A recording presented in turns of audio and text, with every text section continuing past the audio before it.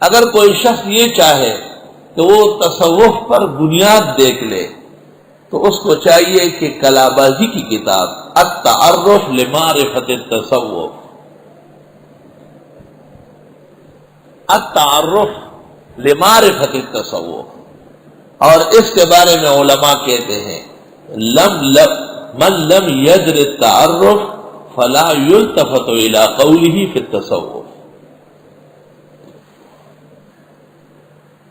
جو کلابازی کا تعارف نہیں جانتا، یہ کلابازی وہی ہے جس نے بخاری و مسلم کے رجال لکھے، رجال الصحیحین کلابازی۔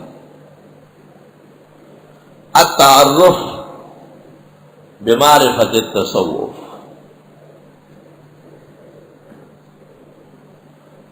یہ کشیری کے الرسالے سے بھی زیادہ انفع نہایت جامع ہے۔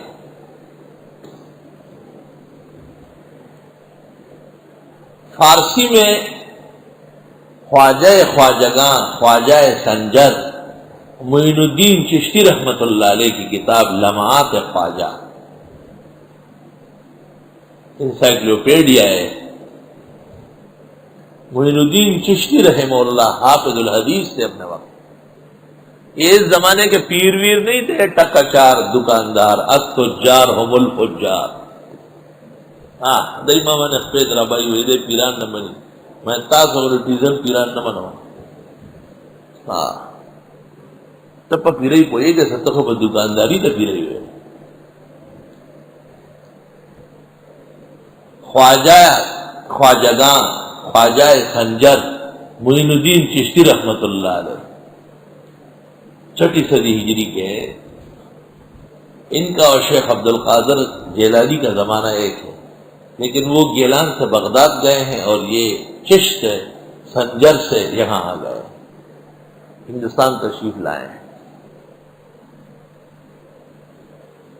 حافظ الحدیث سے اپنے وقت اشراق کے بعد، فجر کے بعد اشراق کی نماز گھر جا کے پڑھے یا وہیں بیٹھ کے پڑھے، اس موضوع پر ایک کتاب لکھی ہے حضرت شیخ، اس کو دیکھ کے مجھے یقین ہو گیا کہ حضرت حافظ الحدیث، وہ کتاب موجود ہے میرے پاس۔ تیسری بڑی کتاب تصوف پر ترجمان مسلک دیوبند عارف باللہ حکیم الامہ حضرت مولانا اشرف علی صاحب نور اللہ مرقدہ کی التکشف عن مہمات التصوف، زبان اردو والوں کے لیے اللہ کی نعمت و احسان۔ حکیم الامت مولانا اشرف علی صاحب رحمہ اللہ ایک اندازے کے مطابق حضرت 1365 کتابوں کے مصنف ہیں۔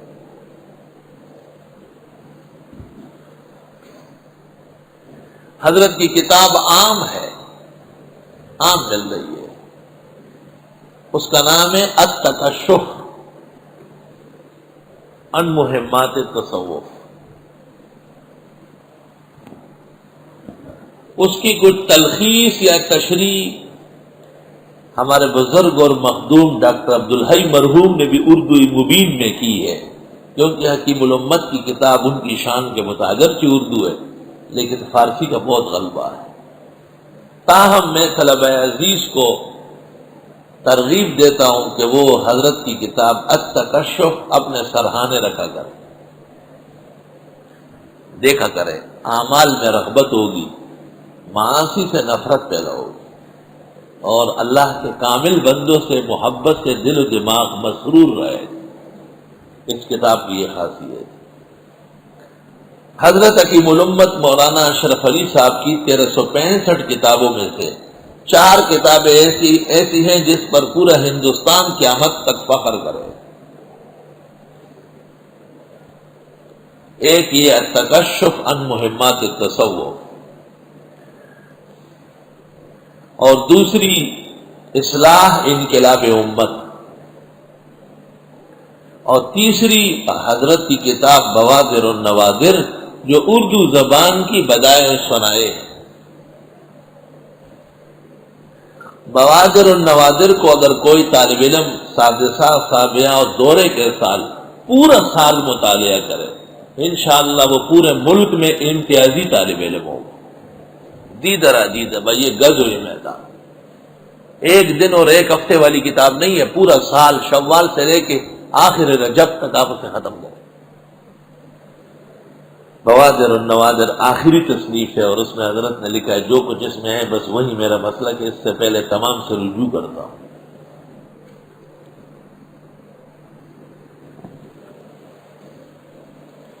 اور چوتھی کتاب حضرت کی تفسیر بیان القرآن، کالشمس فی کبد السماء وضوءها یغشی البلاد مشارقا ومغاربا۔ اللہ تعالیٰ نے اس تفسیر کو اردو زبان کا آفتاب بنایا ہے۔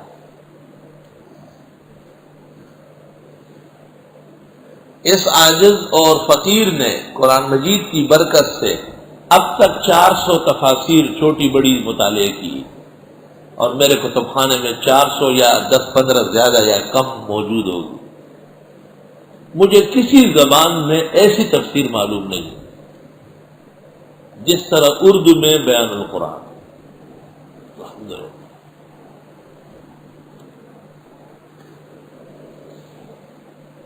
اگر مجھے کسی ایسی جگہ پر رکھا جائے کہ صرف ایک کتاب کی اجازت ہو دیکھنے کی اور کوئی کتاب نہ ہو،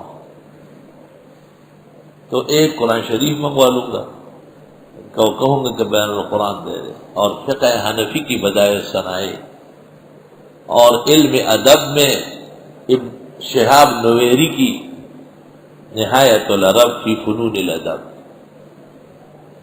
وہ تو 36-37 جلدیں ہیں، کون لائے گا؟ تو میں کہہ دوں گا کہ ابو العباس مبرد کی الکامل دے گا۔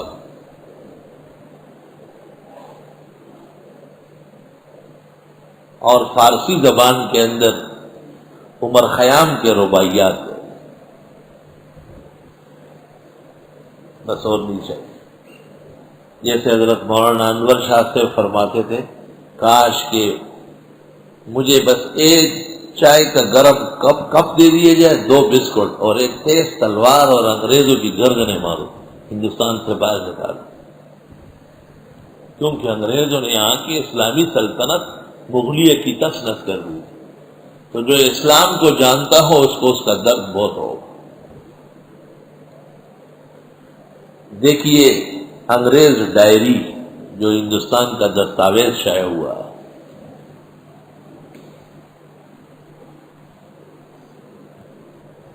بہرحال تصوف بزرگان دین کا جو سلسلہ رشد ہدایت ہے وہ بھی متواتر ہے، اور ان کے اپنے اسالیب۔